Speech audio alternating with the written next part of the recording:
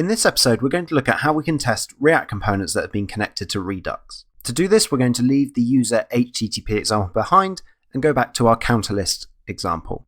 Just to remind you, here we have a counter list. We can add a bunch of counters, and we can click plus or minus on each of them to move their number in the right direction. I've rewritten this since the last episode to be done entirely in Redux. Let's go and have a look at how it's implemented.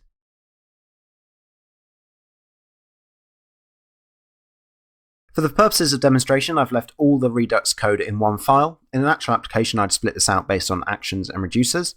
But for now, we have our actions. We can create a counter, and a counter has an ID. We can increment a counter, given its ID, by 1. And we can decrement a counter based on its ID by 1. We then have the reducer, which creates new counters, in the case of create counter, with a starting value of 0.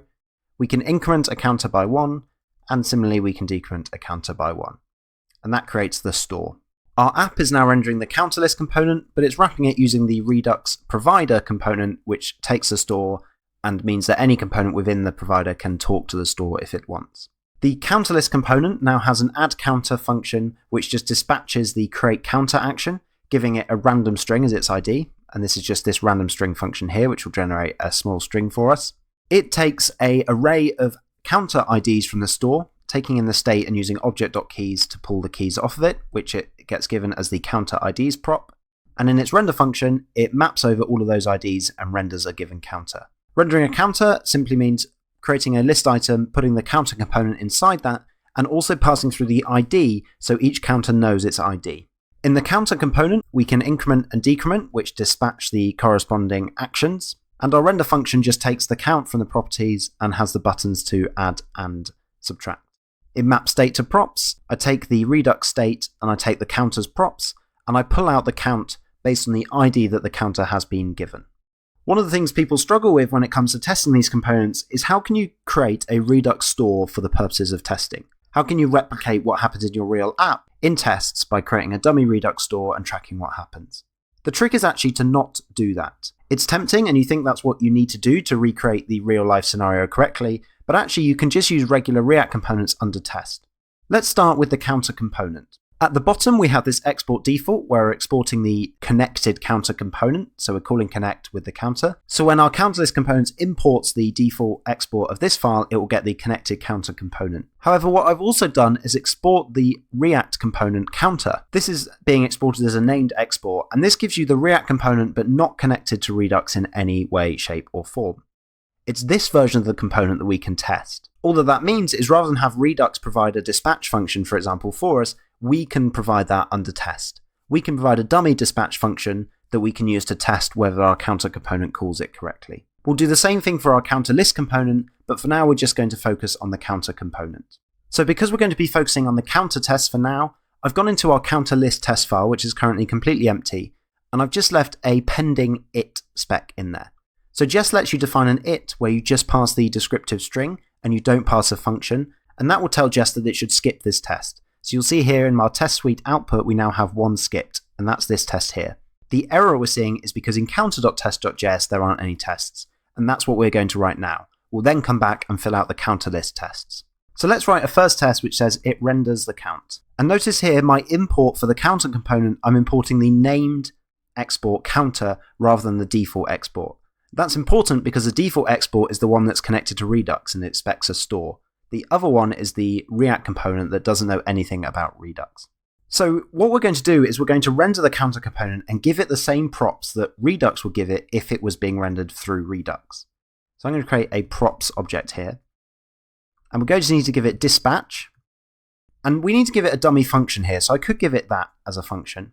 But for most of our other tests, we're actually going to want to spy on the dispatch function and check that it's been called correctly. So when you need a function that you want to watch and check when it's been called, you can just use jest.fn. This gives a function that Jest will track when it's called, what arguments it's called with, and so on, and you can just create these using jest.fn. The counter component will also take a count. This would be given to it via Redux normally, but we're just going to pass it as value. Let's say it's 3. The counter component also needs its ID, so we'll just say random ID. Now we're ready to write the test. So let's mount it. I say mounting it, but we're going to use the shallow API here. There's no need to mount this fully. And now we can pass in all the props. To do this, I'm going to use the JSX spread syntax. So we'll do ... props. And now we can assert that we expect wrapper.find p.text to equal, and we'll say it's current count, :3. So now we have that test done, let's see how we can write a test that checks when we click the button, the counter component would dispatch the correct action to Redux. The first thing I'm going to do is import the action we expect to be dispatched, counter increment. And that comes from the store. So I'm just going to copy and paste this test and come down here. So we'll say it dispatches the right action for incrementing. So again, our props will remain the same and we'll render it the same. In this case, we're going to do wrapper.find button.increment.simulate click. And what do we actually want the assertion to be here? We don't want to assert that it's actually updated its state and updated the DOM because it won't have. All the increment button does now is dispatch the right action to Redux. So using the dispatch prop that we passed in, that's a faked function that we can spy on, we can check that it gets called with the right thing. So we're going to say that we expect our props.dispatch function to have been called, and you can see that that test is passing. However, this isn't a very good test because although we check that we're dispatching something, we're not checking that the right thing is being dispatched.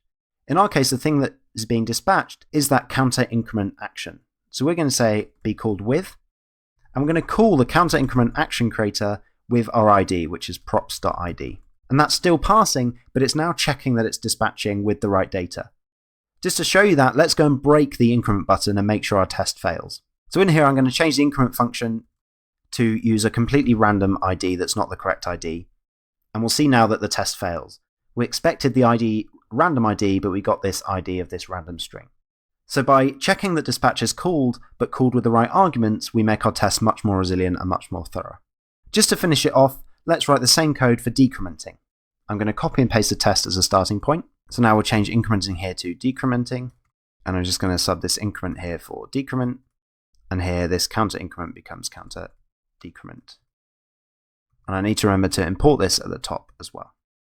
And now our counter component is fully covered and passing. Let's now go and write our counter list tests. So the first test we want to write is that it renders the right amount of counters.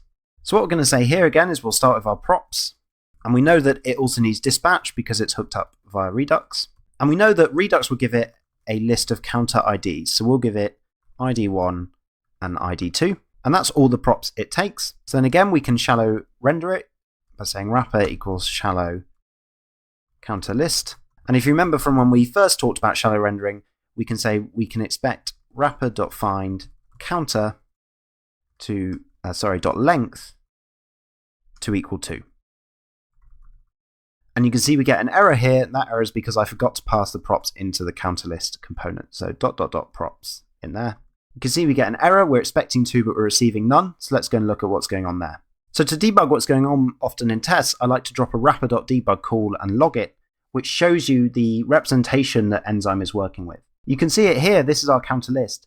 And you can see the issue here is we're looking for the counter component, but of course they're being wrapped in Redux. So the actual component is called connect brackets counter. This is the display name property of the component, and it's that we need to use to search for. So if I swap this out for connect counter, you should see that this test is now green, and we can get rid of the debug.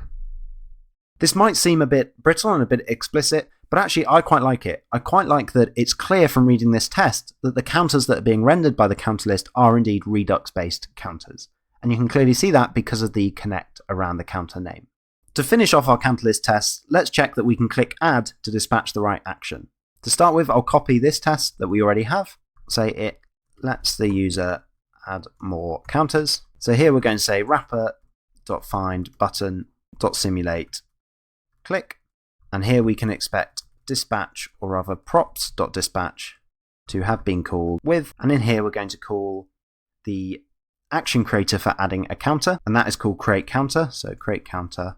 But we have a problem here because create counter should actually be called with a random string. So for example, if I fill it in with foo, we need to import this as well, so let's import create counter. This should fail. The reason it fails is because our random ID function is generating a random string every time. and therefore we can never know what that string is for the purposes of tests. That means that we can't write our test like this. So at this point we have two options. We could pull out the random generation into a module, so we could mock it, like we did with HTTP requests, or we can write our test a little differently. Rather than importing the action creator create counter, I'm going to import the actual action type, which is create_counter in capitals. Jest offers a function called expect.objectContaining, which lets us assert that an object has particular fields in.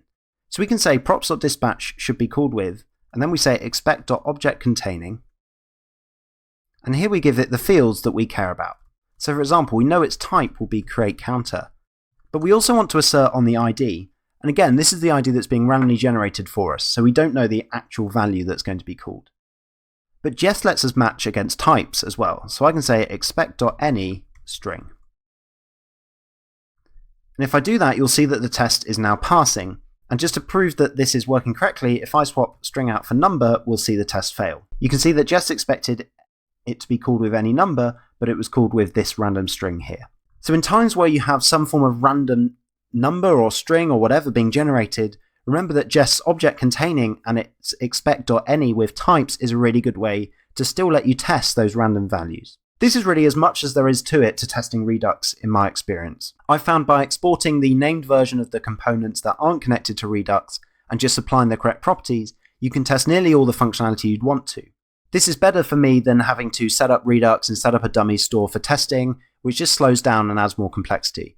I'd rather keep my tests more straightforward, and that's why I take this approach.